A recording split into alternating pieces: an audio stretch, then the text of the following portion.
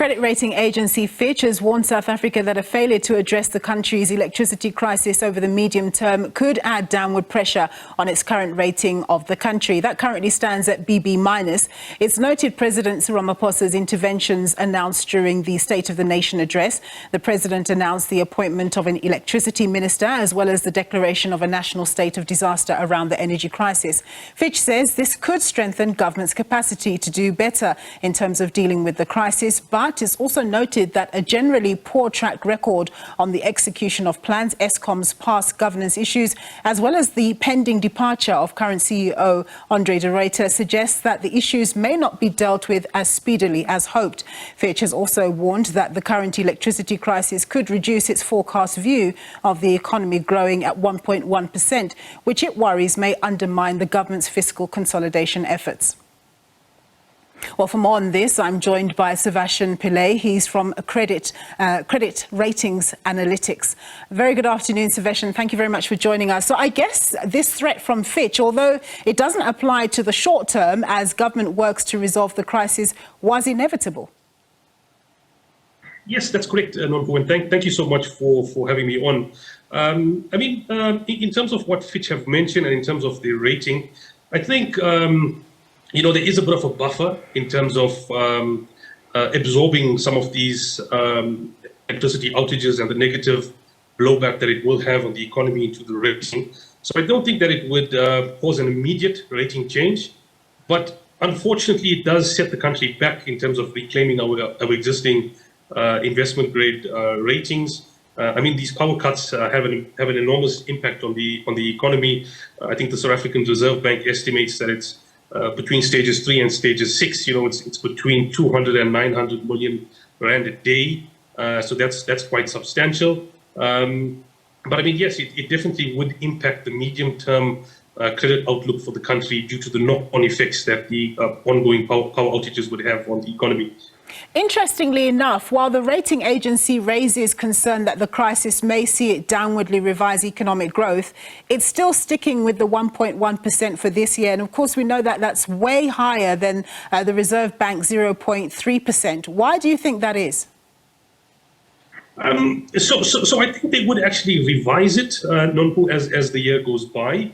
But I think they're obviously waiting for further data inputs to get a better understanding of what will be the actual impacts, because there's lots of other global macro events that will obviously affect our monetary policy within the country. Inflation figures have surprised to the upside within many developed economies. So I think that would have a knock-on effect to our monetary policy within South Africa. So I think it's a cautious approach from them, but I think that they definitely would come out with a revision of South Africa's economic output for the year, which would be substantially less than the 1.1% that they initially forecasted in December last year. Yeah. So, Saveshen, National Treasury doesn't officially speak to the nation as often as the Reserve Bank does. Of course, the Reserve Bank speaks to us on a 2-monthly basis or every 2 months or so, but they're generally not that much out of sync when they speak to the nation about certain metrics.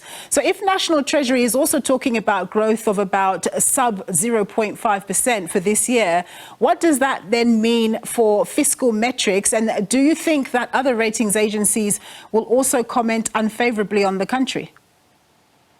Okay, so that's a really good question, Nonku. I would say that in terms of our fiscal metrics that the country is rated on, it would have a significantly negative effect. So obviously GDP is a major component of the majority of the metrics that the country is rated on. So I think that it would have a negative effect. It would have a negative effect on the credit rating. So those rating reviews that will come due at the end of this year, I think there's a very high probability that some of the rating outlooks would be changed to negative, because you've also got to bear in mind that the load shedding forecast from the rating agencies themselves, in terms of the load shedding that we're getting now, it's much more. So I think it would negatively impact that. And those rating reviews that would come due, yes, at the end of this year, they would definitely be, in my opinion, a change in outlook. Unless there's a significant improvement in South Africa's economic performance over the coming months, I think that we would be on a downward path from a credit rating perspective. And you've also seen significant pressure on the South African rand due to various factors. So I think that would also negatively impact the rating and stuff going forward. So year in, year out, National Treasury, the Finance Minister keep on banging on about fiscal consolidation, and some of the threats that they speak of around being able to achieve that is issues around spending money on SOEs, Eskom being a big one, and of course the public sector wage bill. We're hearing today that the public sector workers are still looking for 10% for a 10% increase for 2022, and they're threatening strike action around the time of budget. That is, they're going to be delivering a notice for strike action on budget day next week. What does this then do to the fiscal consolidation story? Because they're not going to take this lying down, and it's going to really upset the apple cart when it comes to what National Treasury wants to do with its finances. Yes, most definitely, Nonku. I mean, look, in terms of fiscal consolidation, National Treasury has actually done quite a good job within the circumstances that the National Treasury has been working in. So I think they've managed to consolidate in a difficult environment. I'd say that some of the announcements within the State of the Nation address would probably put a bit of pressure from a fiscal perspective in terms of further expenditures to get the electricity crisis under check. So that would obviously negatively impact the country in terms of its fiscal metrics and the knock-on effects to the ratings itself. In terms of the wage bill, I think it talks to two different aspects. One is obviously from a fiscal perspective, but the other is also importantly from the socio-economic issues that South Africa has in terms of income inequality. And that's one of the red flags that rating agencies have pointed out. And you see those socio-economic